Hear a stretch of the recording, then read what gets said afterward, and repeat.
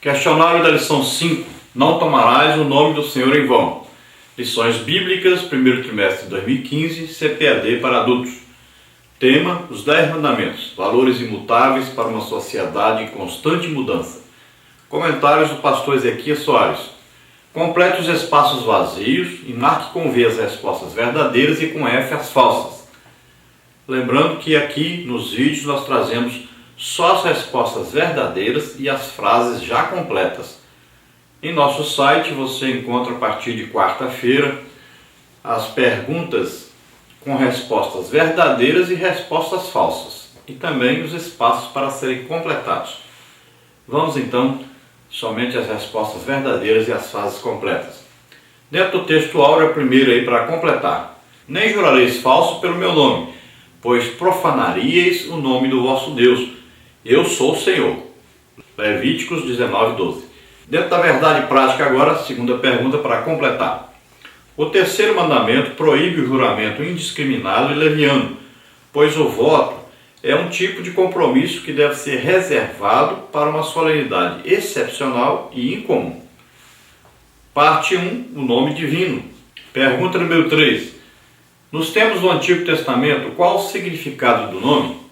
O nome era empregado não simplesmente para distinguir uma pessoa das outras, mas também para mostrar o caráter e a índole do indivíduo. Houve casos de mudança de nomes em consequência de uma experiência com Deus, como Abraão, Gênesis 17:5, Sara, Gênesis 17:5 e Jacó, Gênesis 32:28. O nome de Deus representa o próprio Deus, é inerente à sua natureza e revela suas obras e atributos. Não é um apelativo, nem simplesmente uma identificação pessoal ou uma distinção dos deuses das nações pagãs. Pergunta número 4. A Bíblia revela vários nomes divinos que podemos classificar em dois grupos, genéricos e específicos. Complete segundo os nomes genéricos. São 3 os nomes genéricos que o Antigo Testamento aplica além do Deus de Israel. Na sua tradução do hebraico para a nossa língua, só aparecem 2 nomes, Deus e Altíssimo. O nome Deus em nossas Bíblias é tradução do hebraico El, Números 23:8, ou Eloá, Deuteronômio 32:15. O seu plural Elohim, Gênesis 1:1. O outro nome genérico é Elion, Altíssimo, Deuteronômio 32:8. Às vezes acompanhado de El, como em El Elyon, Deus Altíssimo, Gênesis 14, 19 e 20. Pergunta número 5. Quais são os nomes divinos específicos de Deus que a Bíblia revela? Complete. São 3 os nomes específicos que o Antigo Testamento aplica somente para o Deus verdadeiro. Shaddai, Adonai e aí as 4 consoantes YHWH.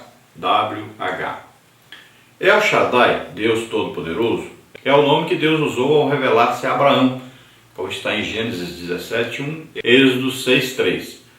Adonai, que significa Senhor, é um nome próprio e não um pronome de tratamento, Isaías 6:1. O outro nome é o tetragrama, as 4 consoantes do nome divino, YHWH, que pode ser lido como Yahvé, Javé ou Jeová. A versão Almeida corrigida nas edições de 1995 e 2009 emprega Senhor com letras maiúsculas, onde consta o tetragrama no Antigo Testamento hebraico para distinguir de Adonai, Juízes 6:22. Parte número 2, o nome que se tornou inefável. Qual a pronúncia do nome divino? O tetragrama é inefável no judaísmo desde o período interbíblico e permanece impronunciável pelos judeus ainda hoje. Isso para evitar a vulgarização do nome e assim não violar o terceiro mandamento. A escrita hebraica é consonantal. As vogais são sinais diacríticos que os judeus criaram somente a partir do ano 500 d.C. Assim, a pronúncia exata das consoantes YHWH se perdeu no tempo. Os judeus religiosos pronunciam por reverência Adonai cada vez que encontram o tetragrama no texto sagrado na leitura da sinagoga. Qual a correta pronúncia do nome divino Jeová ou Javé? Na Idade Média, especificamente no século XIV, foram inseridas no tetragrama as vogais de Adonai. O Y é semiconsoante no alfabeto hebraico. O resultado é a pronúncia Jeová. E isso para lembrar na leitura que esse nome é inefável e dessa forma pronunciar Adonai. Esse enxerto no tetragrama resultou na forma Jeová, que não aparece no Antigo Testamento hebraico. Estudos acadêmicos confirmam que a maioria dos expositores do Antigo Testamento vinham ensinando que a pronúncia antiga do nome é Yahvé, e na forma aportuguesada é Yahvé ou Javé. Pergunta número 8. Qual o significado do nome hebraico Ayah? Ser, estar. O significado desse verbo em Êxodo 3,14, eu sou o que sou, indica que Deus é imutável e existe por si mesmo. É autoexistente, autossuficiente e que causa todas as coisas. Deus se revela pelo seu nome. O terceiro mandamento é um resumo e ao mesmo tempo uma recapitulação daquilo que Deus havia dito antes a Moisés. Êxodo 3,14, 6,3. Parte número 3. Tomar o nome de Deus em vão. Pergunta número 9. Qual o significado do terceiro mandamento? Está em Êxodo 27, Deuteronômio 5,11. O termo hebraico Yashav, em vão, inutilmente, à toa, indica algo sem valor, irreal, no aspecto material e moral. A Septuaginta emprega a expressão grega epimatai, impensadamente. O substantivo chave, que pronuncia-se chave, significa vaidade, vacuidade. Corresponde a usar o nome de Deus de forma superficial em conversas triviais e faltar com a verdade em seu nome, como ao pronunciar um juramento falso, como está em Levíticos 19:12, ou fazer um voto e não o cumprir, como está em Eclesiastes 5:4. Pergunta número 10. O que é juramento e perjúrio? O juramento é o ato de fazer uma afirmação ou promessa solene, tomando por testemunha algum objeto tido por sagrado. O perjúrio é o falso juramento. As palavras do Senhor Jesus, ouvistes que foi dito aos antigos, Mateus 5,33, não se referem ao Antigo Testamento, mas aos antigos ensinos dos rabinos, às suas interpretações peculiares das passagens da lei que falam sobre o tema, como está em Êxodo 27, Levítico 19:12, Deuteronômio 6:13. Isso fica claro, pois as palavras seguintes, não perjurarás, mas cumprirás teus juramentos ao Senhor, não aparecem em nenhum lugar no Antigo Testamento. Pergunta número 11. Quais eram as modalidades de juramentos na época de Jesus? As autoridades israelitas escalonavam o juramento em diversas modalidades, pelo céu, pela terra, por Jerusalém, como está em Mateus 5, 34 a 36, pelo templo e pelo ouro do templo, pelo altar e pela oferta que está sobre o altar, e assim por diante, como está em Mateus 23, 16 a 22. Segundo essa linha de pensamento, os juramentos se classificavam em obrigatórios e não obrigatórios. Jurar pelo templo não seria válido, mas se alguém jurasse pelo ouro do templo, estava obrigado a cumpri-lo. Tais crenças e práticas eram condenadas nas Escrituras Sagradas. Tudo isso era uma forma de ocultar o pecado. Parte número 4. O Senhor Jesus proibiu o juramento? Pergunta número 12. Qual o objetivo do terceiro mandamento?